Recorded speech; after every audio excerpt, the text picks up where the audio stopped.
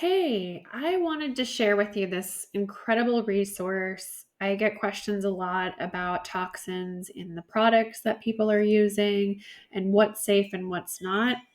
This is an incredible resource I like to use. So if you go to ewg.org/cleaners, this is the website where you can actually just input your products in here and pull up. So I'm going to pull up. Um, Recently, I talked to someone about Fabuloso. So let's just put that in the search bar, and you can see it pulls up the ratings here. So these are, they use an A through F rating scale, just like school. So D and an F are not good.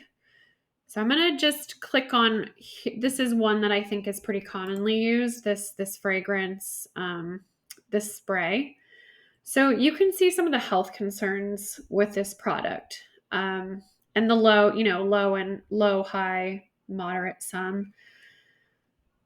There's a poor ingredient disclosure. So that means that they're not very transparent about their ingredients, which is a problem. But it'll go into detail. If you push on the plus sign here, it'll go into, so that's the concern.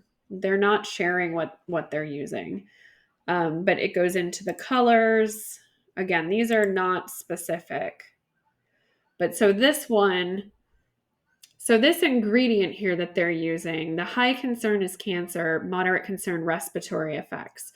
So the reason that we want to try to remove toxins from our environments, and it's especially impactful to our pets and children, small children, especially children that are, crawling around on the floor.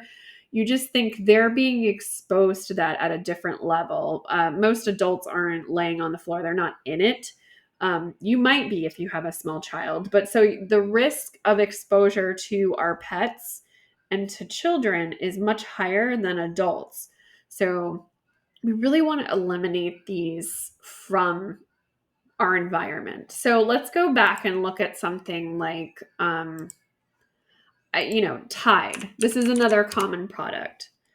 So you can see here, some of these are, there's a B there, so that's a low concern. So if you do want to use Tide, maybe look at something that is rated a little bit higher. But some of these more common blends, or I don't know the exact word I'm trying to look for. I apologize. But, there's so many variants. But a lot of them aren't rated very great. And here's the free and gentle. So this is one that I know a lot of people use that have small children, or they have sensitivities and allergies.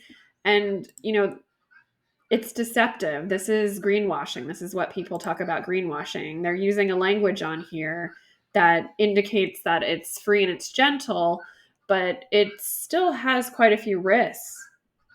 Some of these ingredients are D's and F's. So take a look at it, go through this. If you have questions, just let me know. And the great thing about this is it also has products that they do recommend. So ones that rate and test higher. So that's what you want to look for. And a lot of these will have websites where you can order from it on their website. Some of them you might be able to find in stores near you. But see, these that are verified, they've really passed that test. Their ingredients are not toxic. They don't have synthetic fragrances that are dangerous. So this is just a great resource. And again, if you have stuff in mind, you can actually search the name right here. They do also have different lists that you can sign up for. They'll send you lists of products. They'll send you lists that they recommend, but it's pretty cool. So again, if you have questions, let me know, but I hope this gets you started.